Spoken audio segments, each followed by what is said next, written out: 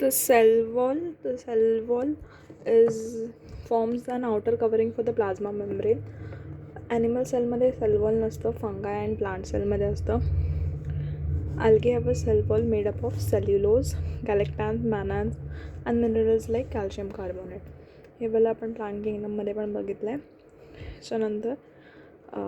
नंतर the primary cell wall is capable of growth which gradually diminishes as the cell matures, and the secondary wall is formed on the inner towards the membrane sides of the cell. तर जर आपण anatomy of plantमध्ये बघितलं तर primary sale wall जी असते it is capable of growing and dividing, but the secondary wall which is form to the inner side of the cell wall ती divide नाही होत. त्याच्यानंतर the middle lamella is layer of mainly of calcium pectate which glues to the neighboring cell together. The cell wall and the middle lamella may be traversed by plasmodesmata which connects the cytoplasm of the neighboring cell. तर calcium पॅक्टेट middle लॅमेला बनवतो. हे आपण sale division आणि even mineral न्यूट्रिशनमध्ये calcium पॅक्टेटचं function आपल्याला दिलं आहे. प्लाझ्मोडेस्माटा काय करतं, कनेक्शन बनवतं. प्लाझ्मोडेस्माटाचं अजून एक प्लांटच्या रिप्रोडक्शनवाल्या चॅप्टरमध्ये पण आहे. सगळे असे इंटरलिंक क्वेश्चन्स आहेत ह्याच्यामध्ये, तर हे इम्पॉर्टंट लास्टवाला पॅरेग्राफ आहे. Endomembrane system. तर एंडोमेम्ब्रेन सिस्टममध्ये कोण कोण येतं, एंडोप्लाझ्मिक रेटिक्युलम, गोल्जी कॉम्प्लेक्स, लायझोझोम आणि वॅक्युअल्स. तर फर्स्ट आपण बघू एंडोप्लाझ्मिक रेटिक्युलम. तर एंडोप्लाझ्मिक रेटिक्युलमचा डायग्राम आहे. हे युजली न्यूक्लियसला अटॅच्ड असतं. ER divides the intracellular space into two distinct compartments, that is luminal inside ER and extraluminal, that is cytoplasm. The intracellular, intercellular नाही, intra खूप वेळा या वर्ड्समध्ये कन्फ्युजन करून देतात. Intracellular compartments. The endoplasmic reticulum bearing ribosomes is known as RER. Ribosomes असतील तर rough असतं ते. रायबोझोमचं काम काय असतं, प्रोटीन सिंथेसिस. सो RERचं फंक्शन काय असतं, protein synthesis. In the absence of the ribosome they may appear smooth and known as SER, smooth. तर स्मूथवाल्यांचं युजली फंक्शन्स काय असतं, lipid synthesis the detoxification of drugs. इथे दिलं नाही आहे, एक्स्ट्रा नोट आहे. तर RERचं इथे दिलं आहे प्रोटीन सिंथेसिस अँड सिक्रीशन याद ठेवायचं RER. अँड हां इथे दिलं आहे SER, it is synthesis of lipid like steroidal hormones. हे सगळं कोणाचं आहे, smooth endoplasmic reticulum, whereas RER is protein production. हे आपण बघितलं RER SER. याच्यानंतर Golgi body. The Golgi body was first Camillo गोल्जीनी त्याला फर्स्ट ऑब्झर्व केलेलं नियर द न्यूक्लियस. त्याच्यामध्ये many flat disc like sacs of cisternae असतात.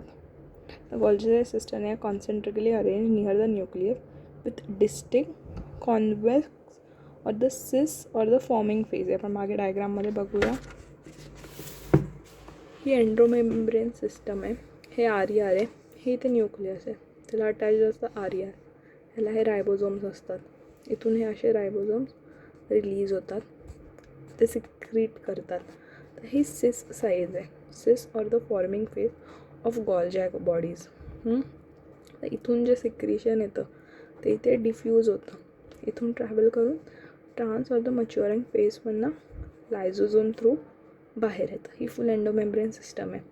त्याच्यामध्ये SER, RER, गोल्जी बॉडीज, लायझोझोम आणि वॅक्युअल्स पण असतात. इथे आपण बघितलं जसं मी सांगितलं कॉन्केव और द ट्रान्स. तर हे सिसला कॉन्वेक्स, कॉन्केव म्हणजे ट्रान्स असं, केव इकडचं concave, convex. The packed in to the form of vesicles.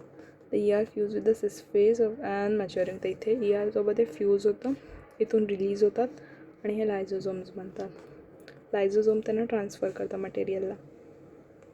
Number of synthesis by the ribosomes on the endoplasmic reticulum. आता इथे हे सगळं जे सिंथेसिस होतं रायबोझोम्सवर, हे इकडून ट्रॅव्हल होऊन इकडून ट्रान्सपोर्ट होतं. The Golgi apparatus is the most important site for the formation of glycoproteins and glycolipids. हा क्वेश्चन ऑलमोस्ट 10 टाइम्स विचारला आहे. Site of formation of glycoproteins and glycolipids. Even 2020मध्ये हा आलेला. That is Golgi apparatus, not ER. याच्यानंतर आपण लायझोझोम्स बघूया. लायझोझोम्स membrane bound असतात. त्याच्यामध्ये युजली ते एन्झाईम्स कॅरी करतात. That is hydrolases, lipase, proteases. Acidic pHमध्ये ते ॲक्टिव्ह असतं. These enzymes are also capable of digestion. म्हणजे हे सगळे डायजेशनमध्ये आपण बघितले ते कामाला येतात. तर ॲसिडिक pHमध्ये इट वर्क्स एफिशियंटली. वॅक्युअल पण मेम्ब्रेन बाउंड स्पेसेस असतात. नंतर त्यांच्या मेम्ब्रेनला टोनोप्लास्ट बोलतात. 90% of the volume of the cell. Vacuole plant सेलमध्ये युजली खूप मोठं असतं. It occupies 90% of the space. In plants, the tonoplast facilitates the transport of material against the concentration gradient. That is, instead of moving from high to low, it moves from low to high because of tonoplast. Tonoplast is a membrane of vacuole. Amoeba-मध्ये contractile vacuole असतं. It is important for osmosis, that is osmolation and excretion. In many cells, such as in protists, food vacuoles are formed by engulfing food particles. हे common sense आहे. फक्त ॲमिबामध्ये कॉन्ट्रॅक्टाईल वॅक्युअल असतो आणि it is help for osmo regulation आणि excretion. Mitochondria. तर mitochondria it is like स्टेन करायला लागतं. नॉर्मली ते विजिबल नसतं. ह्याच्यासाठी स्टेन वापरतात. That is Janus green. It is not mention here. तर त्याचा शेप असतो सॉसेस शेप और सिलेंड्रिकल आणि डायमीटर कोणी युजली विचारत नाही. इथे आपण मायटोकॉन्ड्रियाचा हा डायग्राम आहे. इथे हा सिम्प्लिफाईड डायग्राम आहे. ही आउटर लेअर आहे, इनर लेअर आहे, डबल लेअर असतं. त्याच्यामधली ही जी स्पेस आहे ह्याला पेरीमायटोकॉन्ड्रियल स्पेस बोलतात. ह्याच्याकडे रायबोझोम्स असतात स्वतःचे, पण हे 70S टाईप असतात लाईक प्रोकॅरिओट्स. ह्याच्याकडे सर्क्युलर DNA पण असतं. आतमधल्या ह्याला मॅट्रिक्स बोलतात. त्या इथल्या एरियाला हे सिस्टरने असतात फोल्डिंग्स. ते इन्क्रीज करतात सरफेस एरिया. आणि इथे हे F1 पार्टिकल्स असतात. ते आपण बघू पुढे फोटोसिंथेसिस आणि रेस्पिरेशनमध्ये. आणि ते F1 पार्टिकल्स असतात.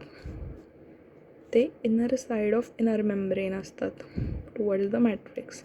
आणि सर्क्युलर नेकेड DNA असतं. म्हणजे हा एक प्रोकॅरिओटिक सेलसारखाच आहे अख्खा मायटोकॉन्ड्रिया. इथे सगळं तेच थिअरी दिली आहे. टुवर्ड्स द मॅट्रिक्स त्याला इनफोल्डिंग असतात. सिस्टरने सरफेस एरिया वापरतात. एरिओबिक रेस्पिरेशनमध्ये काम करतात. Cellular energy. It is called the powerhouse of the cell. नंतर फ्यू RNA मॉलिक्युल्स पण असतात. रायबोझोम पण असतात. तर हा आणि डिवाईड करतो फिजनने. तर mitochondria is basically like a prokaryotic organism. त्याच्याकडे स्वतःचं DNA पण आहे, रायबोझोम्स पण आहे आणि ते स्वतः डिवाईड पण करतं बायनरी फिजननी. नंतर प्लास्टिडकडे पण स्वतःचं DNA मटेरियल असतं. इवन प्लास्टिडकडे स्वतःचे रायबोझोम्स पण असतात. हे प्लास्टिडचा डायग्राम आहे. इथे डबल मेम्ब्रेन आहे. हे स्ट्रोमल लॅमेले, स्ट्रोमाय, ग्रॅना आणि थेलेकॉइड. तर छोटूचं एक असेल तर ते थेलेकॉइड असतं आणि अख्ख्या ह्याला ग्राना बोलतात. इथे आय गेस डायग्रामची लेबलिंग मी गलत केली आहे. तर इथे क्लोरोप्लास्ट कंटेन क्लोरोफिल आणि कॅरोटिनॉइड पिगमेंट. तर क्लोरोप्लास्टमध्ये फक्त क्लोरोफिल नसतं, कॅरोटिनॉइड पिगमेंट पण असतात. Chromoplast fat soluble carotenoid. तर कॅरोटिनॉइड असतात ते फॅट सोल्युबल असतात. मी जाणतो फिल्स, कॅरोटीन हे सगळे एक्झाम्पल ऑफ कॅरोटिनॉइड पिगमेंट्स आहेत. ल्युकोप्लास्ट म्हणजे ल्युको म्हणजे white. Leucoplasts are colourless plastid आणि it stores nutrient. Amyloplast store carbohydrates. Elaioplast stores oil. आणि फॅट्सवाले ॲल्युरोप्लास्ट असतात. फॅट्सवाले अमायलोप्लास्ट आणि ॲल्युरोप्लास्ट स्टोर प्रोटीन. तर इथे आपल्याला थॅलेकॉइड, ग्रॅनम हे सगळं स्ट्रक्चरबद्दल इथे सगळीकडे दिलं आहे. तर 1 per cell ऑफ क्लायडोमोनसमध्ये एकच प्लास्टिड असतं. हे जे सगळं डायग्राम मागे सांगितलं आहे तेच आहे. सिंग्युलर थॅलेकॉइड आर अरेंज इन अ स्टॅक्स. ते एक छोटू युनिट असेल तर थॅलेकॉइड आणि त्यांची अख्खी सॅक इज ग्रॅना. तर इथे करतात stroma of chloroplast contains enzymes so स्ट्रॉमामध्ये इथे एन्झाईम्स असतात. त्यांच्याकडे काय असतं, double stranded circular DNA molecules and ribosomes. Chlorophyll असतं, त्याला रायबोझोम्स असतात आणि सायटोप्लाझमिक रायबोझोम्स असतात. Like ribosomes of chloroplast are smaller 70S वाले असतात दॅन द सायटोप्लाझमिक. म्हणजे हे प्रोकॅरियोटमध्ये जे रायबोझोम्स असतात तेच असतात मायटोकॉन्ड्रिया आणि प्लास्टिडमध्ये. त्यानंतर रायबोझोमबद्दल बघू. 78 आणि LPS हे दोन त्यांचे युनिट आहेत. एस म्हणजे तो एक कोएफिशियंट असतो, सब्लिमेशन कोएफिशियंट समथिंग. तर रायबोझोम कोणी दिलेले, जॉर्ज पिलाडे. हा नेम याद ठेवायचा आहे. हे न्यू ॲड केलं NCERT आधी नव्हतं. It is composed of RNA and proteins. Eukaryotic ribosomes are 80S and whereas prokaryotic are 70S. तर 80 कशाने म्हणतं, 60-40. 60 + 40 युजली 100 होतं, बट दॅट इज 80S. वेरॅज 50-30-80 होतं, but no, it is 70S.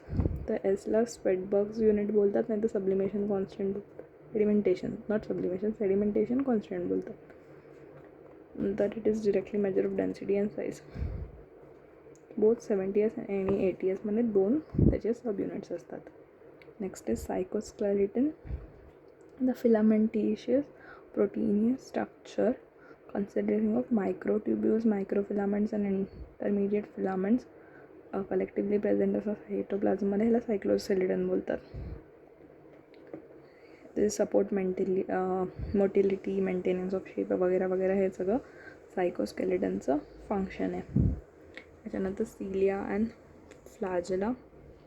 Cilia the small structures which work like oars causing the movement of either the cell surrounding the fluid. Flagella are comparatively longer. तर cilia छोटू छोटू असतात आणि whereas flagella लंबेवाले असतात.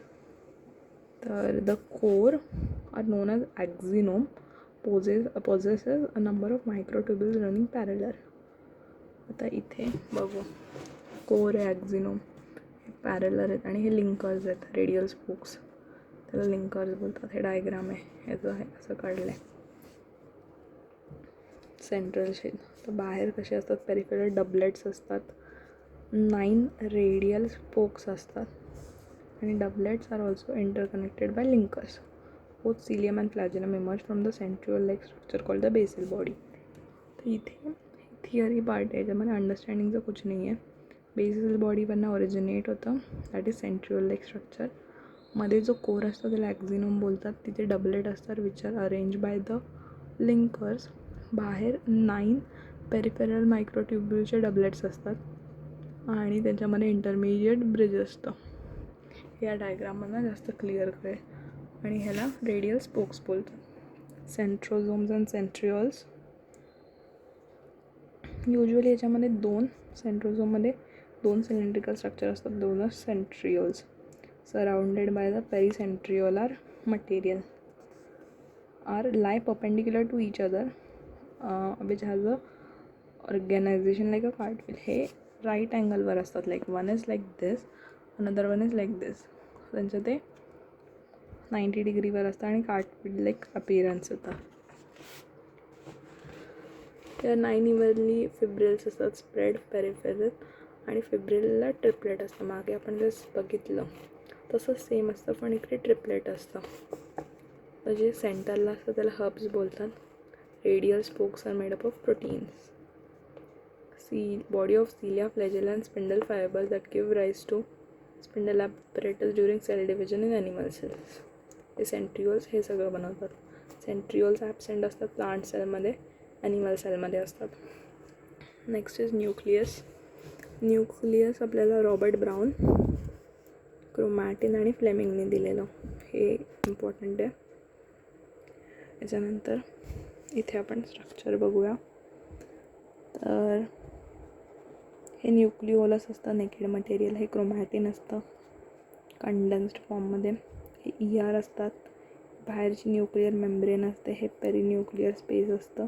हे आतमधलं nucleoplasm आणि ह्या 2 लेअरच्या मधलं पेरिन्यूक्लिअर space.